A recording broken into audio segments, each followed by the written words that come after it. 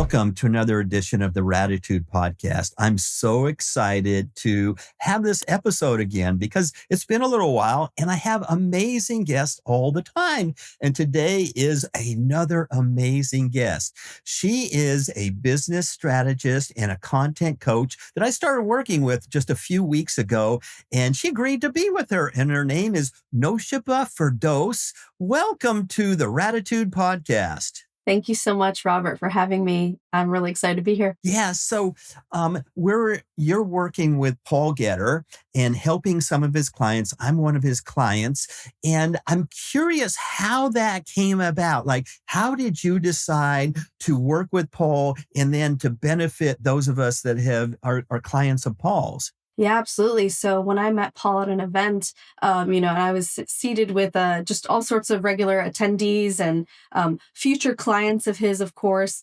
When we were watching the presentation and sort of seeing, I was there as an attendee, just like everybody else.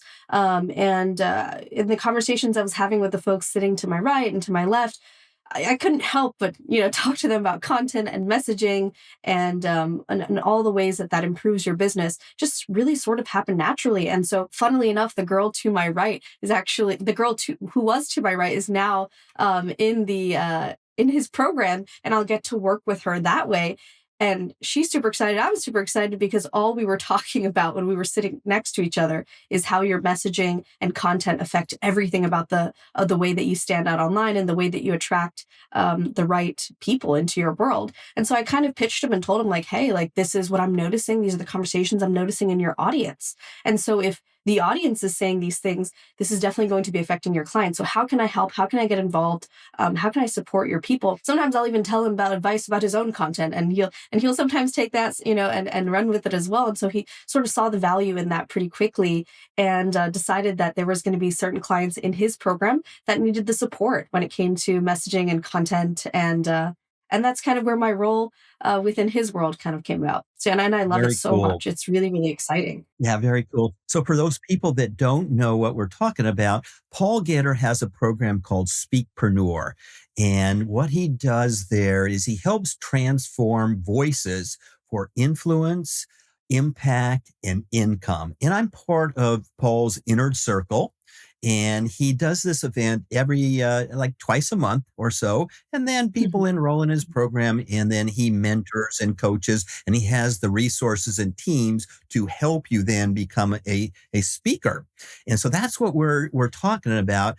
And Naowshaba is one of his coaches now, and she's coaching me and all the people in the inner circle. So I'm really excited to have you part of our team. Thank you so much. It's really exciting. I don't generally consult within other people's companies that way as kind of like a contractor, if you will. And I'd never thought of doing it before. I've always been with my clients and in my bubble and my community, but being in his and being able to support in this way has really opened me up to people like Robert and so many incredible other entrepreneurs who are in vastly different fields. I feel like I have worked with every type of entrepreneur you could possibly imagine from every niche.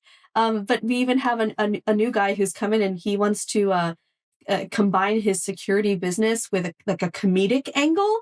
And so Paul immediately thought, okay, yeah, Naowshaba needs to help him because I like to think some of my content is funny and bold, and he really wants to learn how to do that. So that's something I've never done before, and I wouldn't have otherwise been able to if I wasn't in this world. So I'm really happy to be here. I'm really glad that we met too. Yeah. Now, when I first met you, I look at you and go, this girl is young. Like, what is she going to do to help me? And I do business consulting and done that for years.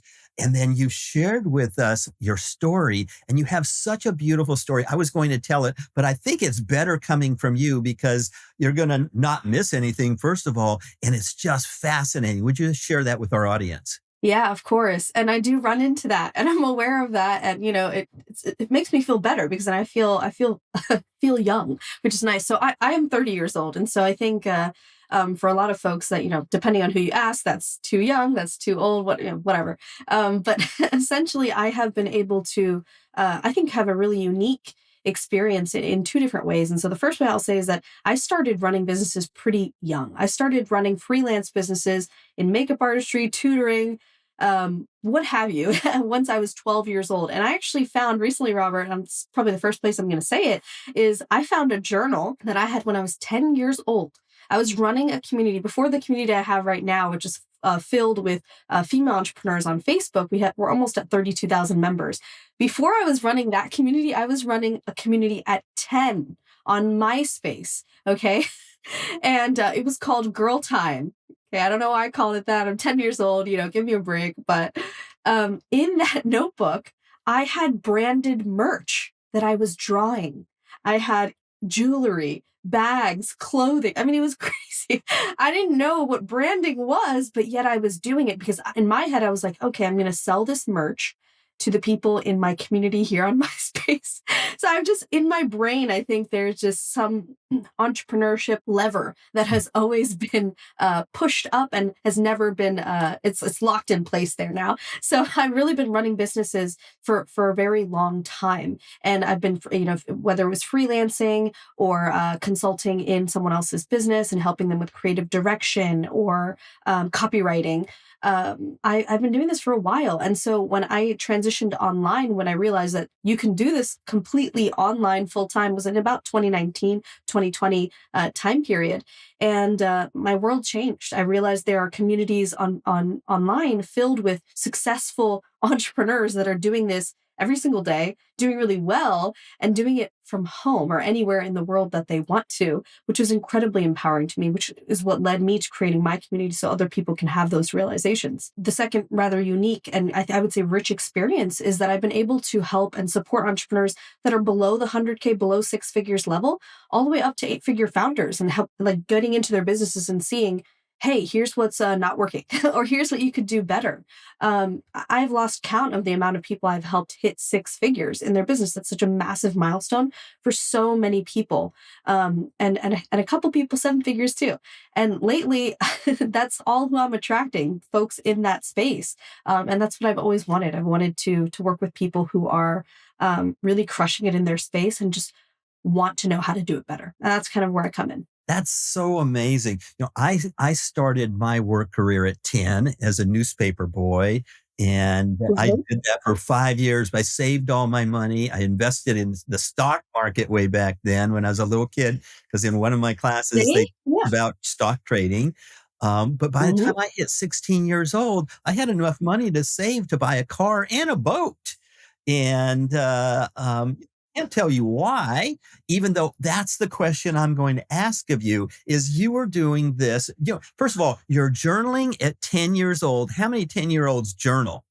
Like, I'm so curious because what I like to do in this Gratitude podcast is to go in and understand how people's minds develop. Like, how did your mind develop? Did your parents teach you this? Did you have role models? If you had to speculate, like, how is it that at 10 years old you were doing some of these things, and at 12 years old you had a community on MySpace? Where did all that come from? Yeah, that's it. It's a really, really good question. And it's actually something I've been asking myself a lot lately. When we're in I like to say the noisiest online space we have ever seen before. And in some ways that's good. I love seeing more entrepreneurs pop up every day, but it also means that our need to differentiate ourselves and stay visible is really important. So I've been asking myself, well, what makes me different? What makes me different than any other person who helps with your business and social media marketing? And what I've realized is that from a really young age, I've been really introspective. So I didn't learn it from my parents. I grew up in a rather, I would say, to a household of two immigrant parents who English was not their first language, still isn't their first language, and so I kind of had, even though I had two older sisters, they we were all very different, very, very different personalities, having very different experiences in school. And so any little thing that would happen to me, good, bad, ugly, whatever, I was just rushing to my journal and writing it down. I have journals from back as, I would say, as early as 8 years old. 8 years old, where I'm like writing these long essays talking about my day. And of course, they don't sound all that eloquent. I'm just 8 years old. But I saw the value and the power of taking what I'm feeling and experiencing in my head and putting it down to paper so I can process it better. And I was, one of my sisters, she's actually studying to be a licensed therapist. She's in residency right now, and we were analyzing these journals. I just have like a stack of them from age 8 to teenagehood, early teenagehood, and we were really analyzing. What was I doing? What was I getting out of those? What was that? Why was I doing that? And what we kind of concluded is that I was trying to just make sense of my world. And so Mm. the way that I did that was by writing it. That I had all these thoughts in my head, and trying to just find my way in the world. And one way of doing that was like written expression. Why I was doing that, I think that it made sense for me. It helped me process all the things around me, helped me process all the big emotions that I was experiencing. Um, and any conflict that I was going through at 8 years old, I was able to sort of write it out and process. So I would say that's kind of why I did it. And I'm not surprised that that has helped me so much in my career, because I would say I'm definitely a word nerd. I love, I love written content. I love video too, but I love written content. And I think I do it pretty well. So, Wow. As you were speaking, I reflected that I came from immigrant parents also. My parents came from oh, Hungary during the revolution in wow. '56. And I went to Mhm, kindergarten. I didn't speak English. My kindergarten teacher spoke mhm. or taught me English, but I wasn't very good at English. I wasn't a word guy. I was just into sports. And I think probably Yeah.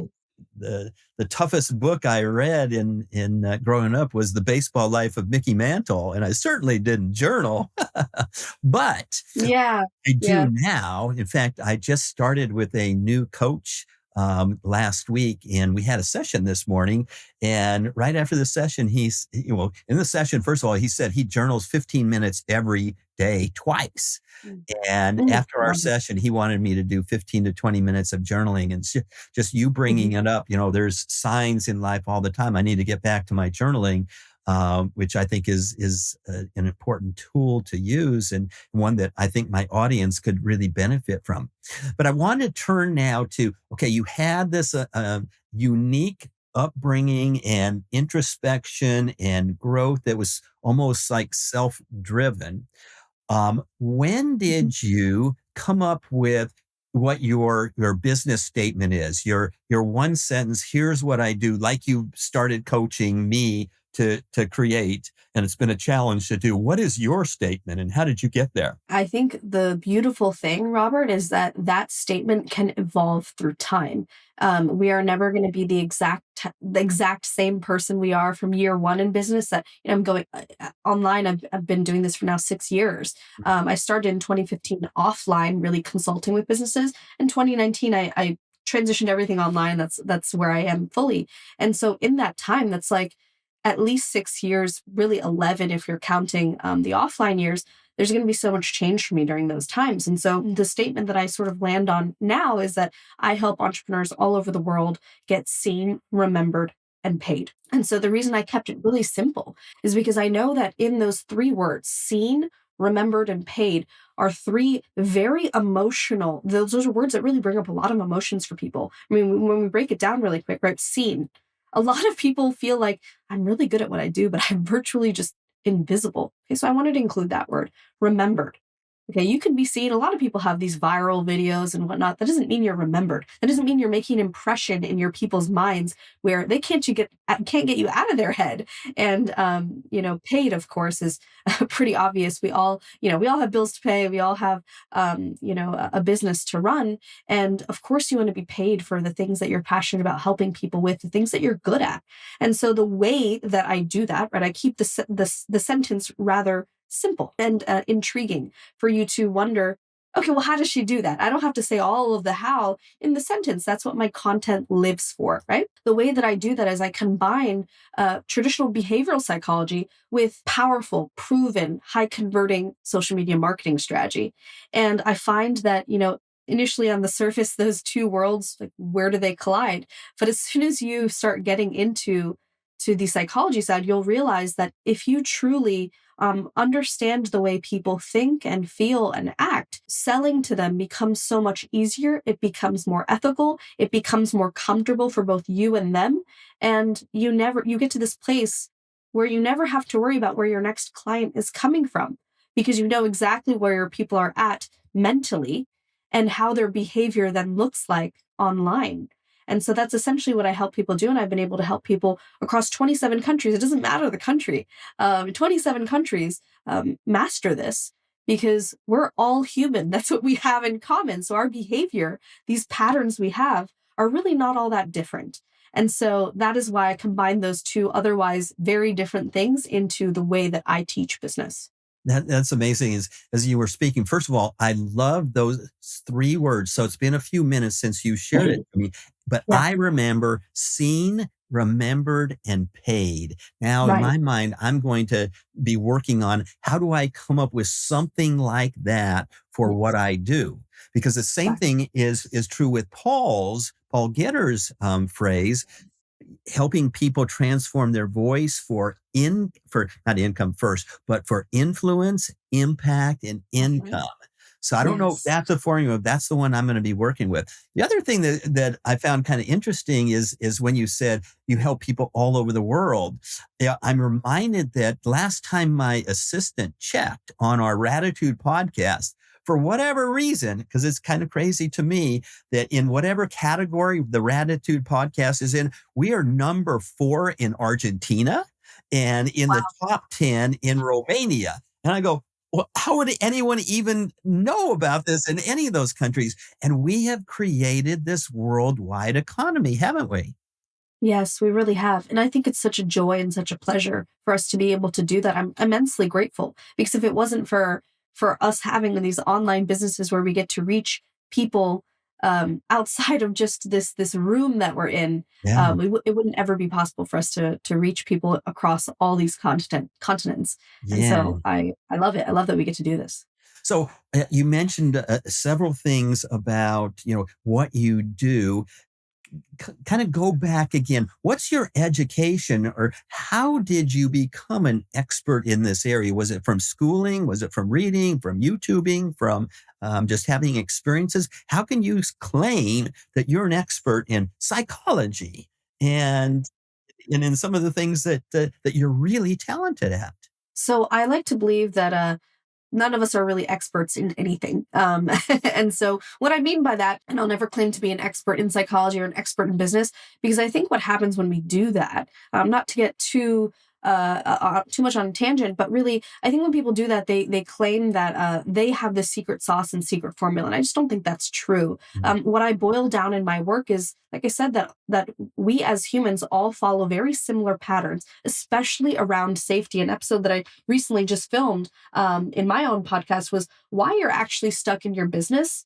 And how to build momentum again. And across the 5 reasons I talked about, that are really the reasons we keep ourselves small in business, all of them are around safety because we are trying to survive. We're in a lot of times when things are not going right, we're just like, okay, how can I survive this day?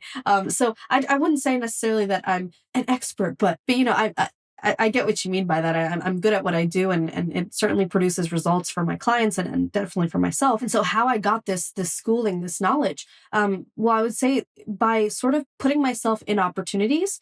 And instead of waiting for them to be granted to me. So in college, about a quarter way into college, even though I was studying political science, I thought I would go to law school, be a lawyer. That was sort of the plan my entire life, and I think it made sense at the time.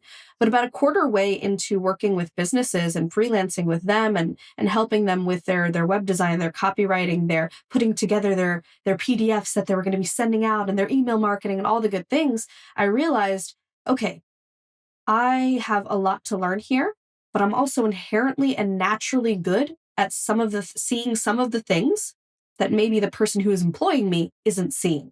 And so some of this talent, if you will, for I think for a lot of people that are in business, and even when we look at the greats, right, the all the big names, you'll hear them speak and you'll realize there are certain things they're just good at.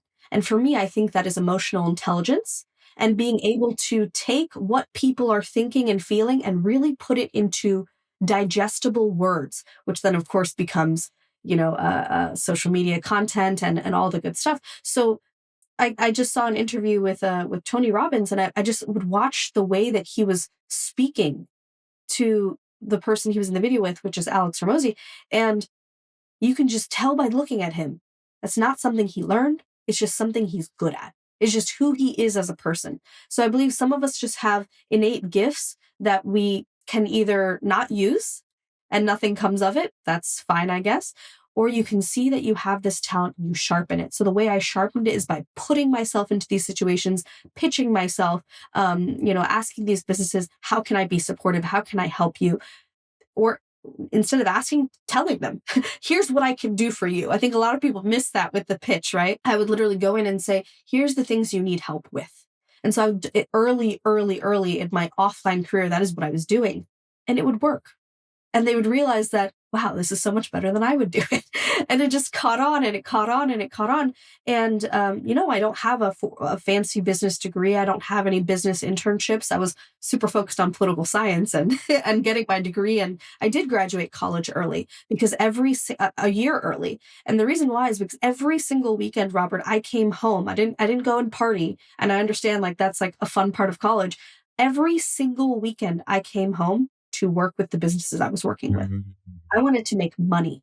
I wanted to make an impact. I wanted to prove to myself that, wow, I can take the skills and the knowledge and experience I have and monetize it. And that's exactly what I do now. This is what I'm so passionate about helping people with, is taking your story, your experience, your past, and turning it into something profitable, because all of us today have a talent inherently that can definitely need some polishing and needs some sharpening, but is something that can make an impact on the world, make an impact on the people you help, and can 100% be profitable. And so my job is helping people find that, hone it, and monetize it. And so, yeah, I don't have the cool degree, and I in the past definitely didn't have the fancy network and connections or anything like that. I just had the knowledge in my head and the desire to share it to anyone who would listen. And That's so that's what got me here today. That's amazing. I have now sort of a curiosity question that's maybe a little Yeah. bit off, but now I'm going to ask it because I can. Go ahead. One of the things that Paul talks about in his Speakpreneur program is that people are looking to improve in or to get coaching in just three areas. And what he says is around money or wealth, Mhm. around relationships, or around health. And I've been thinking about this because there needs to be a balance. And I'm hearing from you that you have gone to this business route, this wealth route. How is your health and relationships, if you're willing to talk about it? You have. Oh gosh, I love that question so much. So yes, this is why Paul and I get along, because we tend to think very similarly in certain areas, but then there's other areas where he's very sharp, and then I can glean something from that, and vice versa. But this is exactly what I tell my clients. He's tailoring it to speaking. So what I tell my clients is people only buy for three reasons: health, wealth, and relationships. Okay, Mhm. that's the only reasons people buy. If you're trying to change people's behavior and force them to be a totally different way, and you're falling outside of those three boxes, you're going to have a really hard time selling. So yes, I'm in the wealth space: health, wealth, relationships. I love that question of like, how do I balance those other areas? So I'm going to be super honest with you, is that I don't believe there's really such thing as balance. I think a lot of times people are saying, well, what can I do to have a work-life balance? And my bold take is, and what I teach my clients is the 100 by 3 rule. And the 100 by 3 rule is essentially those three categories, right? Health, wealth, and relationships. You only have 100, just one. And you are splitting it into those three categories however you see fit. Now, how that's being split for person A versus person B is very different. This is why we never want to compare ourselves with people online, because we see, oh my gosh, they have this amazing marriage and like they're so fit. Okay, but their business could be going through a season where that maybe is suffering, or vice versa, right? So I believe that instead of a balance, what really it is that we're deciding to put that same 100 in different amounts, Mhm. depending on the season we're in right now. So it's never permanent. So I would say for the last few years, Robert, it has definitely been less on the health side, because as I've been in some romantic relationships, I place that very, very high in priority. And then of course my business, never going to leave my clients behind. So I'll even put them before me sometimes. And, Mm. and that, that's a little bit of self-sacrifice I got to work on. Yeah. But now that I'm not in a romantic relationship, the 100 by 3, the top two are definitely business and health. And Mhm. I'm super happy to say that, because those are the two areas that I I can't say I value them the most, but I'll say health has been neglected for a while. So I want to prioritize that one. I like that question though. Thanks for putting Okay. me on the spot. So, and it was too personal. I apologize for that. It just No, it's not. It's popped into my great. head, and I Yeah. go, I got to ask this No, it's because I've been awesome. reflecting on that myself and, Yeah. and trying to determine that. But we just passed the new year here. Mhm. And now my question to you is that, first of all, do you have goals or New Year's resolutions? Like, what do you want to accomplish in 2026 for you personally? Yeah, yeah. I'll start with business first. Just as I said, those are the two categories: business and health are the two top priorities. So in those two categories, for me, for business, is really stop being my own industry's best kept secret. I'm pretty well known in my own community and with my clients, and I have a decent sized community where we're at almost 32,000 people. But outside of my world, I'm not very well known, and I think that's okay to say. And so, press and media and features in that way are really really important. I got selected for a keynote that I'm doing at an enormous 40,000 attendance people um, uh, event that's happening February 2027, and so it's working. Right, I decided that I'm going to put myself in the spotlight. I'm not going to wait for people to grant me the opportunity. See, if you're hearing me speak, you're realizing there's a pattern. I've been doing that my entire life. I have always put myself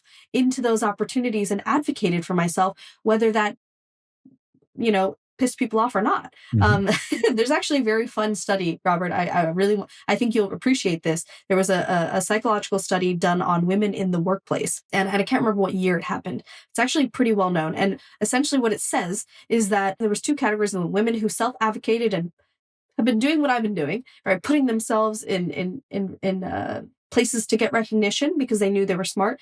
Those women were seen as negative, perceived negatively, and disliked in the workplace.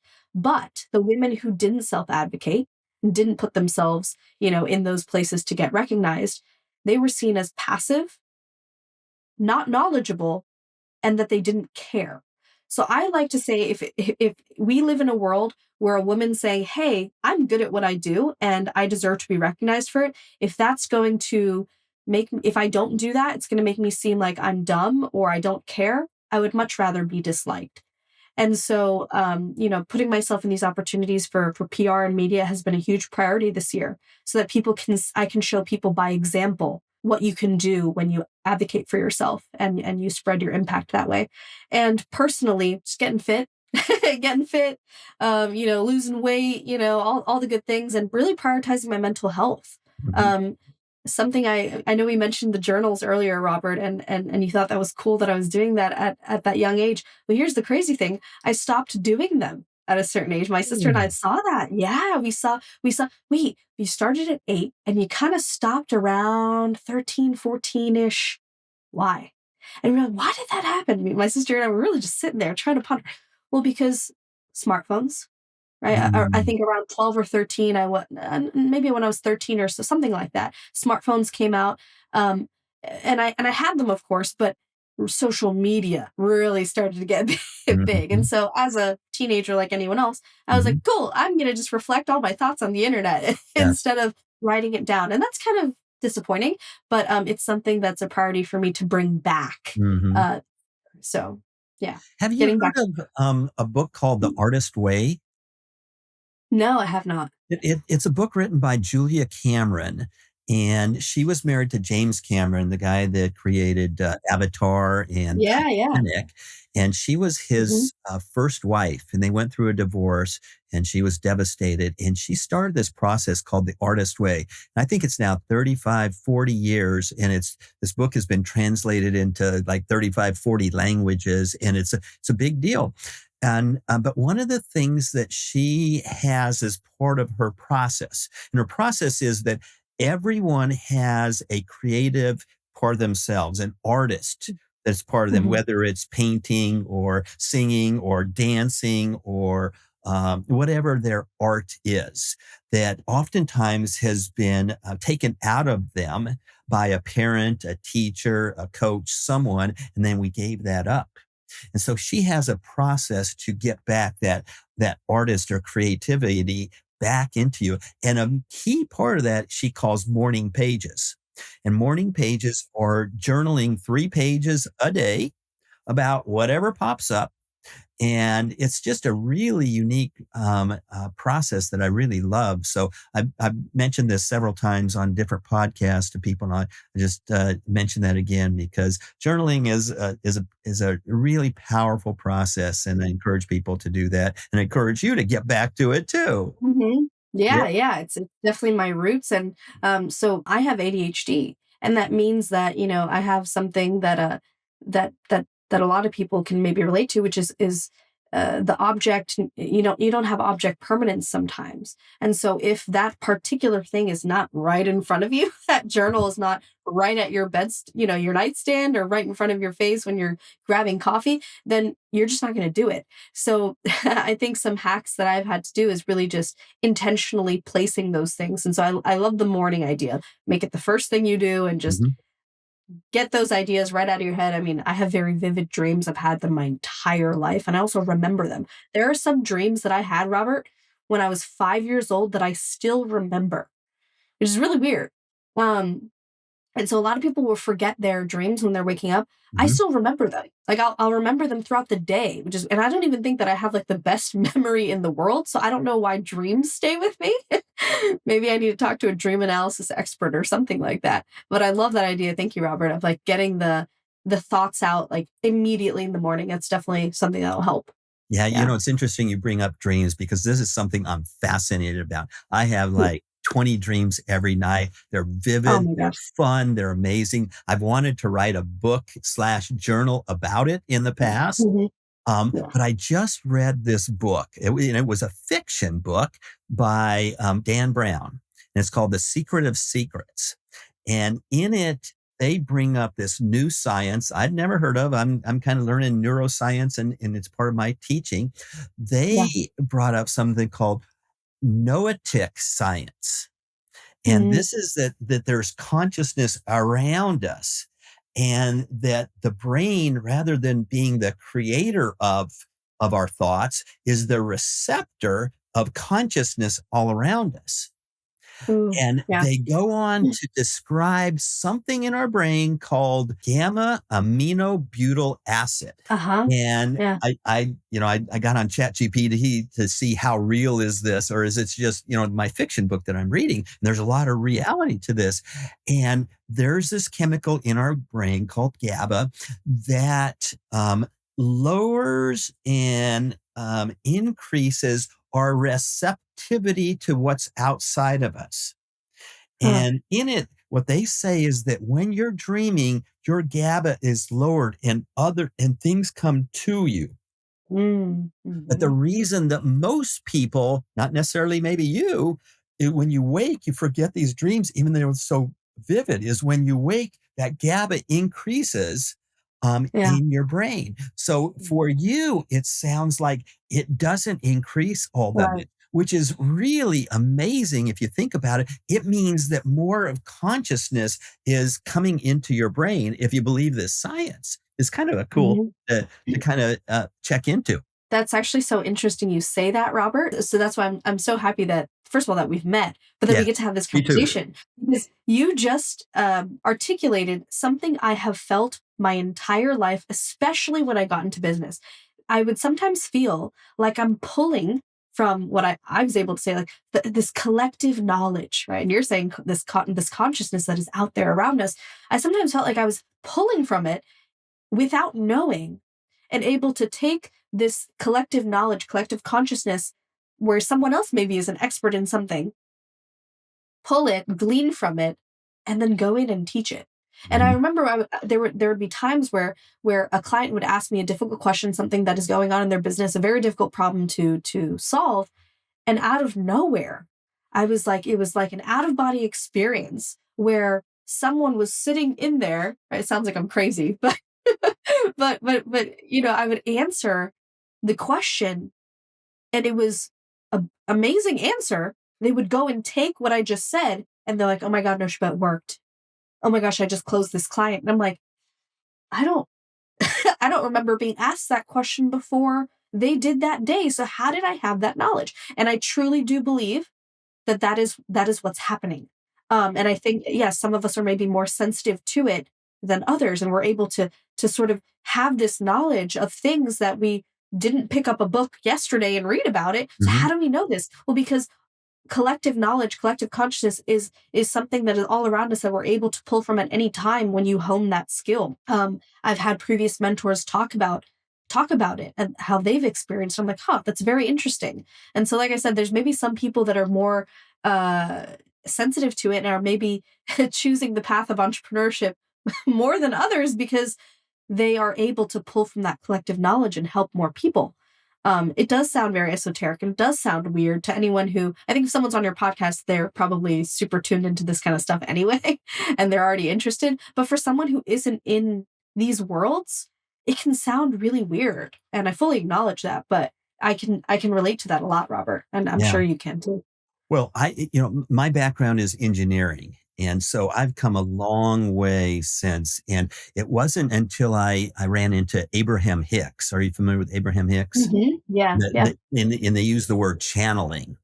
And Hmm. I've had one or two instances where I channeled. In fact, I've got this. My thinking model is it happened between 3 a.m. and 6 a.m. And it just stuff was channeled to me, and I was writing notes because I want to get that down. Gave it to my assistant. She turned it into this amazing graphic that I now use to teach from. But where I really see it is, I don't know if you know that I'm also a hypnotherapist. Hmm. And Yeah. I've gone through a 2-year hypnotherapy, program, so it's not like a weekend or a week or something like that. It was a 2-year program. It was Yeah. very thorough. But when I'm doing hypnosis, we're taught, you have a form and you fill it out and you have this plan. I threw that away after my first or second session, and what I find is when I get into hypnotherapy, it's just channeled from somewhere what I'm supposed to say. And, the clients I've worked with they're just amazed, and I just sit there and go, "It's not coming from me. I don't know where it's coming from, but it's somewhere out there." So, the Yeah. one of the things I've learned, and I spoke about this last week in a talk I gave, is that the more mature I've become, the more I know I just don't know, and the more I can answer and say, "This is what I think, but it could be right, it could be wrong. I don't know." What I find is that, and particularly younger people and myself as a younger person, I always thought I knew the answers. Hmm. And now I'm finding that I have no idea. I just learned about this new science last week, Noetic Yeah. science. And I don't know anyone that heard of Noetic science, but it's like really cool. Yeah. Yeah, there's a lot of power, Robert, in us. This is why my answered the way earlier about being an expert is that, like, of course, we can acknowledge that we're good at what we do and we can help people and make a difference, but that there's I think the smartest business owners are able to say, I don't know everything. Yeah, I just don't. right. And I am willing to go on a mission to figure out. And that's what, for you, you've kind of started discovering noetic, right? Noetic Noetic science. science, yeah. And, and for me, and so many different things that I've explored over the last year, because I know that I don't. That's the one thing I do know, that I don't know everything. Mhm. And I think keeping your mind, I think a lot of people call it, what is it? A closed mindset versus Mhm, a mhm. fixed Sure. versus open. Mhm. And and keeping that open mindset and staying in that willing to receive and be student mode, Yeah. I think is what makes us better experts and better teachers, because we know that there's always another resource to pull from. There's always another strategy that is going to strengthen what we're already doing. And there's always another stronger solution that we can find when we admit that we don't know it all. So many Yeah. good nuggets in our discussion here. I want to ask one more question. We're kind of running out of time, but I want to ask you if you are working with one of our audience members, how would Yeah. you suggest they go about to create this one sentence statement about what they do, what their purpose is, and make it a very powerful statement like yours is, like Paul's is, like Yeah. mine's going to be? Yeah, yeah, I love that question. So what I would say is I want you to really get deep into the identity of the person you're trying to sell to. So, um, this is really what I call it, like using identity-based psychology in your messaging and your content, and you use it so much. But that first step, yes, is your business statement. It's really your offer. How do you help people? What's your contribution to the world?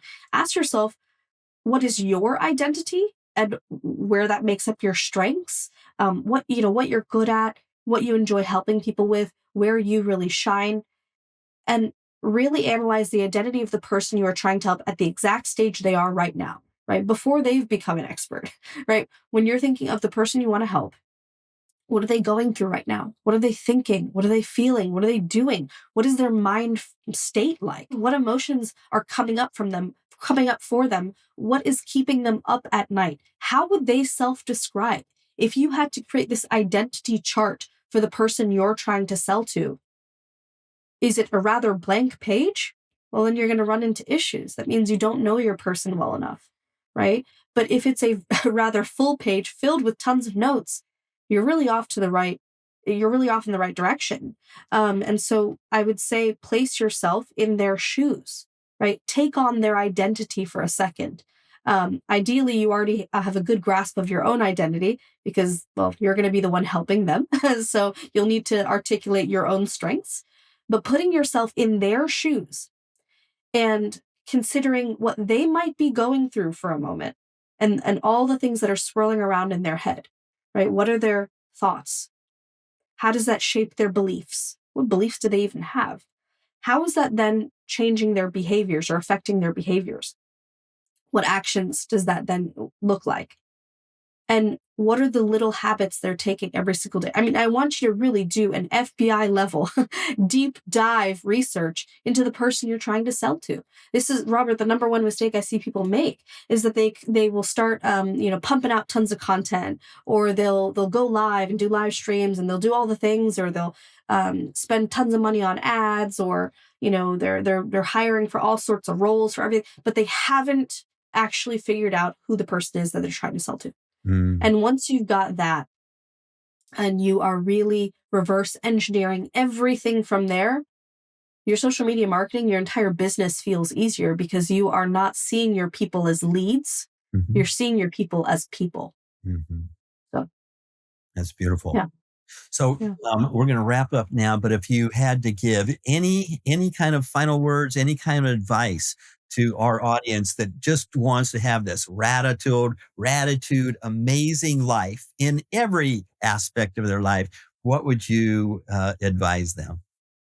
I say that our brains, and I know Robert can attest to this, our brains are um, hardwired to keep us safe and comfortable, even if that safety and comfortability doesn't get us what we want. So I want you, if you're listening right now, think about what your goal is, your big, scary, crazy, amazing, beautiful goal, and think, what one action can I take every single day, even if it's little, that is actively kicking me out of my comfort zone. It's going to feel uncomfortable until one day it doesn't, until one day it becomes a habit and gets you further to your goals.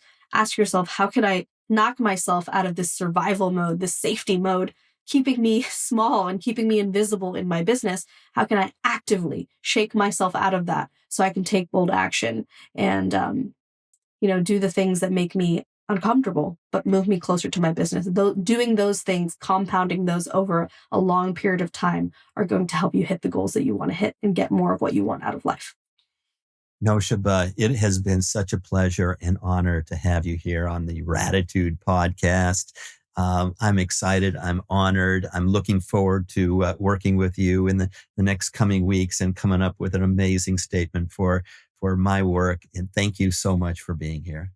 Thank you so much for having me. I had a really great time. And yes, I'm excited to help you, Robert, because you have something incredible to share with the world. It deserves to be seen by more people. And this is exactly why my job exists, to help us hone in those messages and do better in our social media marketing so that we can actually reach more people and make a difference in their life. So I All can't right. wait. Great. Thank you very much. And everyone out there, until next time, this is the Gratitude Podcast. We're out.